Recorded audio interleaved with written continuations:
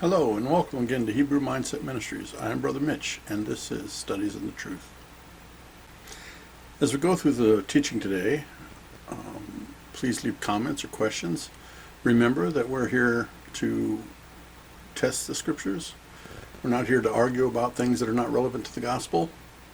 Please keep your questions and your statements kind and considerate and be sincere. Lastly, if you're interested in knowing what Paul really was saying from a Hebrew mindset, Hebrew Mindset Ministries has produced a book, and we'll put the link below where you can find it at Amazon. You can get it in hardback or paperback or, of course, ebook. It's also possible to get the ebook for free at our website, Hebrewmindsetministries.org.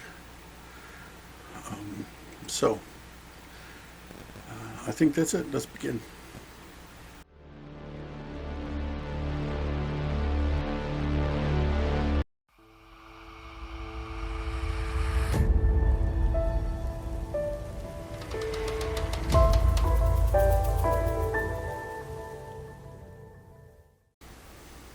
All right. Today we're going to talk about the law, or the Torah. Okay, the word translated as law in Hebrew is Torah. In Greek it's nomos. Okay, in Hebrew the word Torah comes from the root word yara, which means to flow out. In Greek the word nomos comes from an unused root, nemo, meaning to parcel out. So both refer to the exchange, or me coming out of me to you, information. In the context of Scripture, is information or instruction or teaching. So the word law should be instruction. Okay. Now there are other words in the Hebrew language for command or law or stuff like this, but the word primarily used as law, like the law of God or the law of Moses, that's the word Torah, and it means instruction. Okay, the purpose of the Torah in Deuteronomy 8:1 says, "Guard to do every command, not 2 commands, not 10 commands, every command. Guard to do every command which I command you today, that you might live and shall increase and go in and shall possess the land of which Yahweh swore to your fathers. And you shall remember that Yahweh your Elohim led you all the way these 40 years in the wilderness to humble you, to prove you, to know what is in your heart, whether you guard his commands or not. And he humbled you and let you suffer hunger, and fed you with manna, which you did not know, nor did your fathers know, to make you know that man does not live by bread alone, but by every word that comes from the mouth of Yah." Okay, so we know that last one, verse 3, Messiah quoted in Matthew 4:4, when Satan told him to turn the stones into bread. We'll get back to that in a moment. But first of all, in verse 1, what does verse 1 tell us? It says that every command in the Scripture is meant to what? Give us life, to give us prosperity, to allow us to go in and possess the land. Now remember, the wilderness wandering, the Exodus in Egypt, from Egypt, the wilderness wandering, the promised land, these are all shadow pictures of our deliverance from sin and death and the bondage to sin and death that we got from belief in Messiah. The wilderness is about our life between our confession of Messiah and the entrance into the promised land. And the promised land is the kingdom of Yahweh. So these are all pictures. Okay? Those things are pictures. So we know where we are at in this salvation process. Okay, right now we're in the wilderness, and so this law, this passage right here, applies to us. So Yahweh gave us the law so that we could have life and prosperity and inheritance. That's why go in and possess the land. That's why the law is given. Okay? Now remember, he has given this law to the people at Mount Sinai after they were delivered from Egypt. So deliverance comes first, right? Then obedience comes. So you got to remember that pattern. Deliverance comes first, then obedience. Okay? So deliverance, he delivered Israel from Egypt not because of their own righteousness, but because of his relationship with their father, Abraham. So it wasn't about them, okay? It was about him, Yah, and his relationship with Abraham, okay? Today, it's the same thing for us. He doesn't deliver us from our past sin and death because of our righteousness. He does it because of the righteousness of Yeshua, because we placed our faith in Yeshua. So it's Yeshua's righteousness that delivers us from sin and death.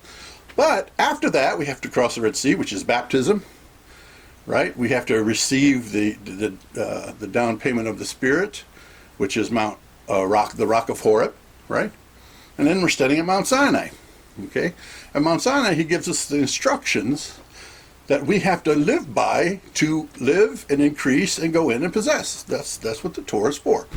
And verse 2, it tells us that during this wilderness wandering that we're in is meant to humble us, to test us, so that he knows what's in our heart, whether we obey him or not. So the heart test is about whether we believe in him, trust in him enough to obey him.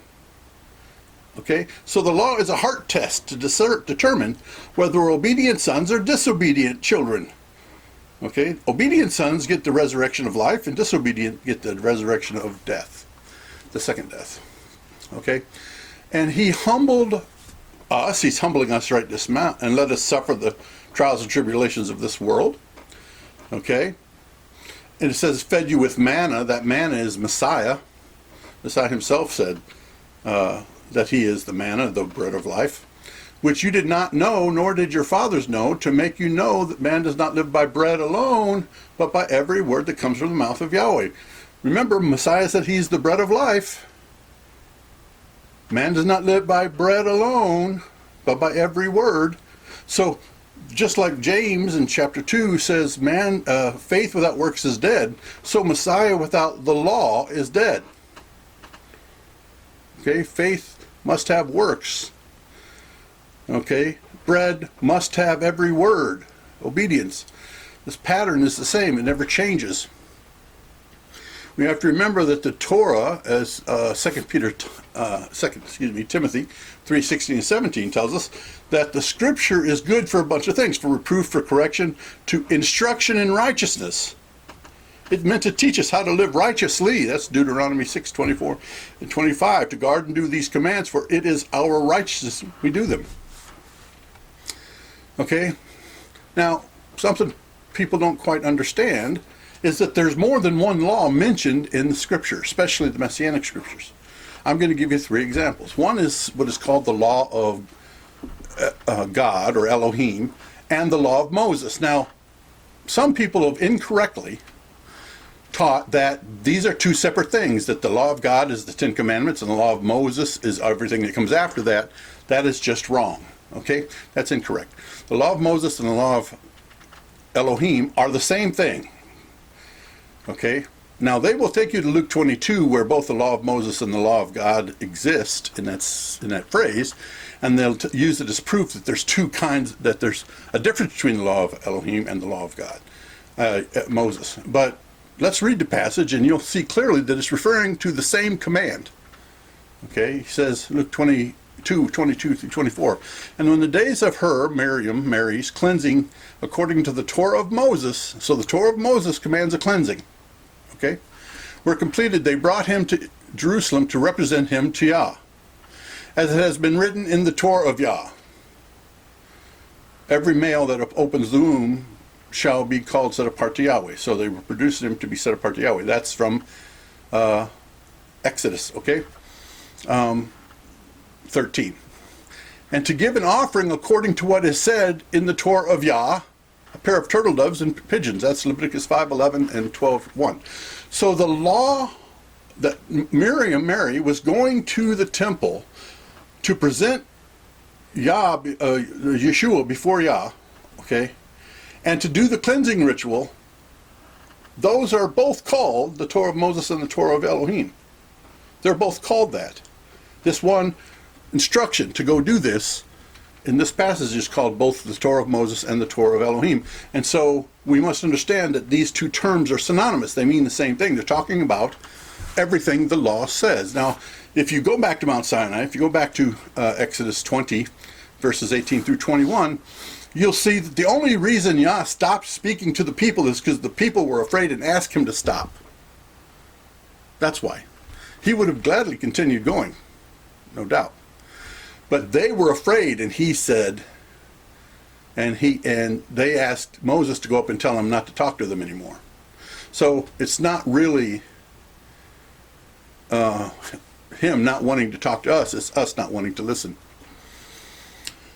Okay, the only law that Moses added was the certificate of death. Okay, that's Deuteronomy 24, 1 through 4, or 1 through 3. So, Messiah talked about this in Matthew 5, Matthew 19, Mark 10. It's mentioned also in Isaiah 50 and Jeremiah 3:8. And the reason he allowed, it says, Messiah said that it was never Yahweh's intention for a man and woman to get divorced for any reason. It was because of the hardness of our heart that this command was added, and Yah allowed it. And then Yah later would use it, the certificate of divorce, for teachings of his divorce from Israel. And Paul talks about how this, though he doesn't mention certificate of divorce, he's going to restore Israel in Romans 7, 1 through 4, back to himself, and Romans 1 through 4 is how he's going to accomplish that. Because there's the law that says that once a man has divorced a wife and she goes and has another, that if she tries to come back, she can't. He can't take her back. Even if her other husband dies, he can't take her back. So here we are. Yah had to remedy that, or he would never be able to take Israel back. And one of the ways he did that is Messiah, which is Paul's talking about in Romans 7, 1 through 4. Anyway, another law that's in the scripture is what's called the Judaism, the religion of Judaism. It's called the Jewish law. It's called in the scripture in Matthew 15, Mark 7, Galatians 1 through 4, you'll hear it's called the tradition of the elders.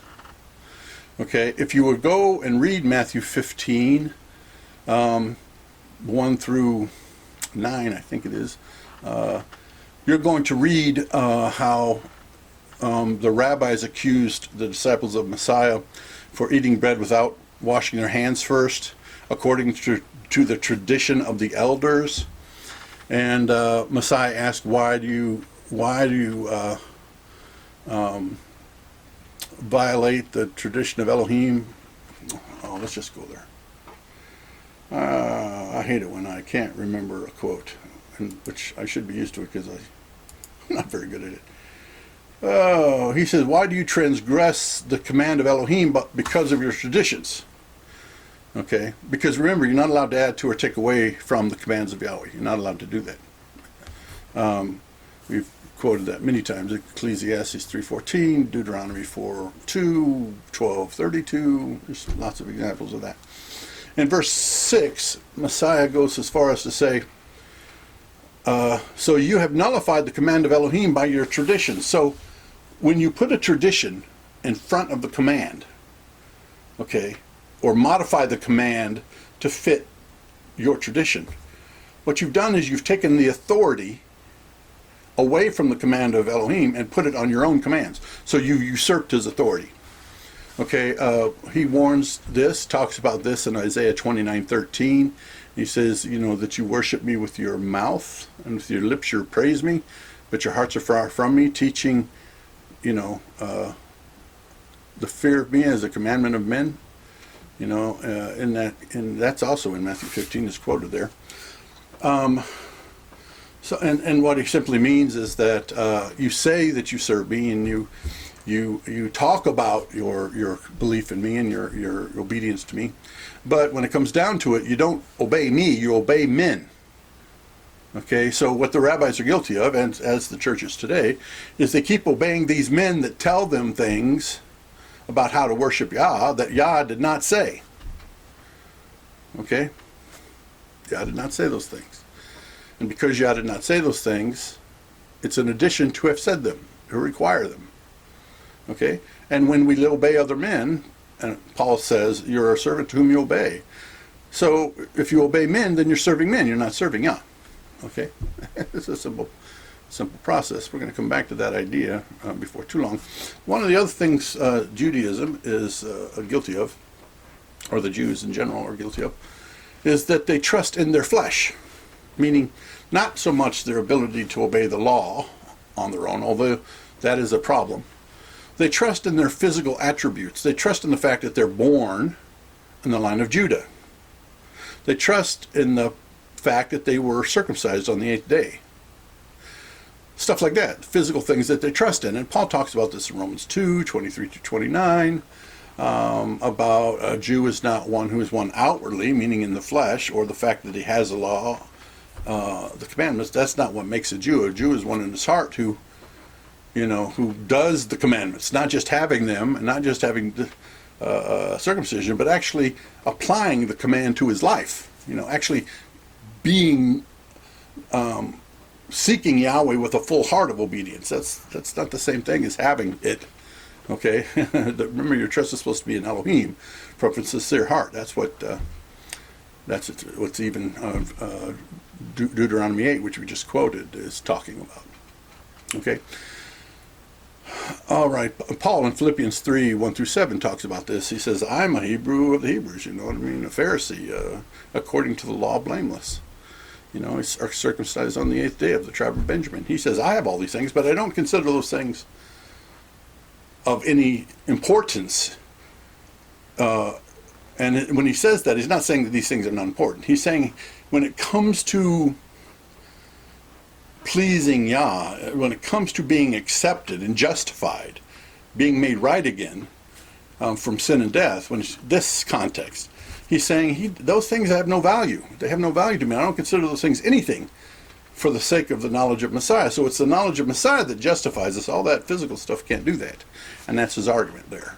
But he does say that he puts all those things behind him and strives forward, for the high calling that is the Messiah, which is the resurrection. So he's still working to achieve that resurrection. He says there that he does not claim to have achieved it already. He works. He's continuing working to achieve it.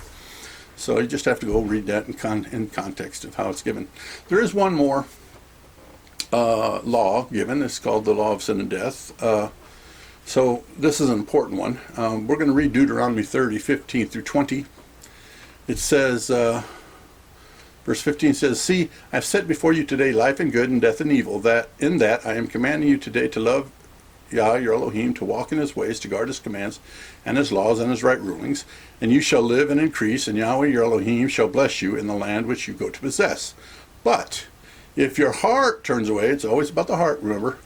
If your heart turns away and you do not obey, and shall draw away, and shall be drawn away, and shall bow down to other mighty ones and serve them, I have declared to you today that you shall certainly perish.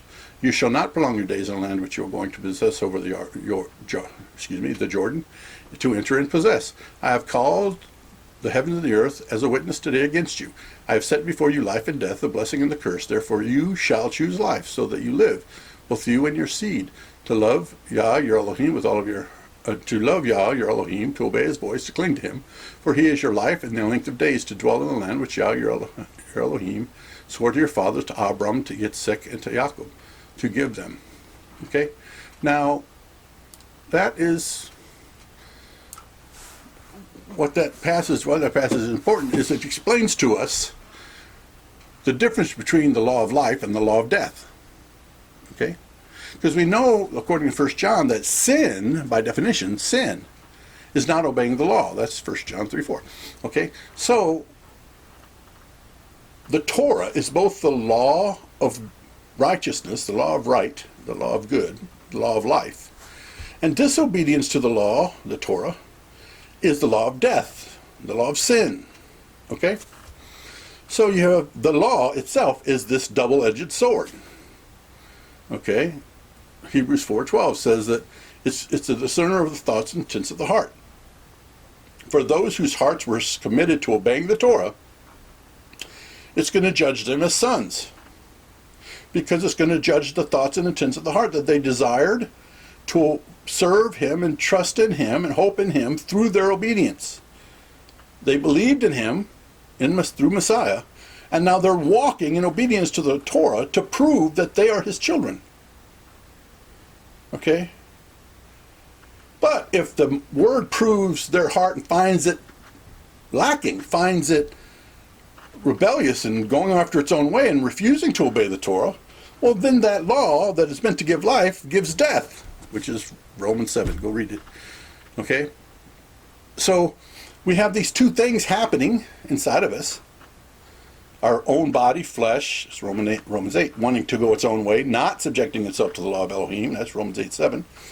And the spirit and the law of Yahweh that we do in our spirit man that loves the law of Yahweh, Romans 7:22, delights in it, it says, and serves it, that's 7:25, okay? And so these two are battling each other, right? And the way that you overcome later condemnation is to be serving in the spirit and not in the flesh, meaning that your heart is giving over to obeying the Torah, which is holy, just, and good, that's Romans 7:12, and it's spiritual, which is Romans 7:14, okay? Your heart is given over to the obedience, to delighting in the Torah and to serving it, okay? So later, when in Romans 8:2, when Paul says, "For the Torah of the Spirit of the life in Messiah Yeshua has set me free from the Torah of sin and death," the distinction between these two, the Torah of the Spirit of the life in Messiah, is a life that has trusted in Messiah and is striving diligently with his inner spirit man to obey the Torah. 7:25, remember, was with my mind I serve the Torah of Elohim. That's what he says. He's talking about his inner spirit man. That spirit in the word spirit in 8:2 is capitalized in most Bibles, and it should not be, because it's not referring to his spirit, it's referring to yours. Your inner spirit man is giving his heart and his mind and his strength to trusting in Yeshua and obeying the law. That's what that means for the Torah of the Spirit of life in Messiah Yeshua. By doing that, I'm set free from the Torah of sin and death. So he's saying, as long as my heart and my strength, I'm trying to serve Yahweh with all my heart and my mind and my strength through faith in Messiah, in obedience to the Torah, I no longer have to worry about being condemned if I make a mistake. I don't have to worry about that. Why? Because my heart is focused on serving him in the way he commanded, according to the heart test of Deuteronomy 8, in obedience to every word. See, that's what he's saying. Okay, so we have to make sure that we understand that the Torah is as relevant today, the instructions of Yahweh, every one of them, is as important today as they were when he gave them long ago. Because it does the same thing as it did long ago. Tests the heart to find out whether you'll obey him or not. It's a son test. It's a heart test. Are you a son? Then you obey. If you're not a son, you don't obey. And there's a place for sons that don't obey. Okay? Hebrews 10:26 through 31. Let's read that real quick and then we'll be done. Hebrews 10:26. He says, "For if we," who's we? That's us, the brethren. In fact, if you go up to verse 19, he says, "So brothers." So he's talking to the brothers, okay? "For if we sin," that's disobey the law, "purposely, willfully, after we've received the knowledge of the truth of Messiah," that's what he's talking about, "there no longer remains a slaughter offering for sin." Why? Because we've rejected his. Our continued disobedience is a rejection of the sacrifice that he made for you. But I'm getting ahead of myself. Let's just read it. We'll start again. "For if we sin purposely, after we have received the knowledge of the truth, there no longer remains a slaughter offering for sin, but some fearsome anticipation of judgment, and a fierce fire which is about to consume the opponents. Anyone who has disregarded the Torah of Moses dies without compassion on the witness of 2 or 3 witnesses. How much worse punishment do you think he deserves, who has trampled the Son of Elohim underfoot, counted the blood of the covenant by which he was set apart," he's talking to believers here, "as common, and insulted the spirit of favor? You received justification from sin and death through belief in Messiah, But then you continue to walk intentionally, disobey the law, and what you've done is that you've trampled on the blood of the sacrifice that justified you. Okay? And without that blood, there is no other sacrifice for sin. You've rejected it, trampled on it. Okay? So there's nothing left for you but judgment. Because you've trampled on the sacrifice that justified you in the beginning. He goes on to say, for we know that he who has said, vengeance is mine, I will repay, says Yah. And again, Yah shall judge his people. So this is about the judgment of his people, this passage. It says, it is fearsome to fall into the hands of the living Elohim. This is talking about people that have been justified from sin and death through belief in Messiah, but refuse to obey the Torah. Remember, sinned purposely. 1 John 3:4 says sin is a transgression of the law. So they have purposely refused to obey the law. They have rejected the sacrifice of Messiah. They received it, but then they trampled on it as if it was nothing, and insulted the Spirit of grace that they had received from the Father. This is you receiving justification, but then rejecting him afterwards. That's a free will choice from you. Because remember, Deuteronomy 30 says, I set before you a choice. Life and good, death and evil. Choose life. So that's your choice. The word Torah is instruction. That means the instructions Yah have given you, us. Can't be added to, can't be taken away from. Can't be turned to the left or the right of. Settled in heaven forever.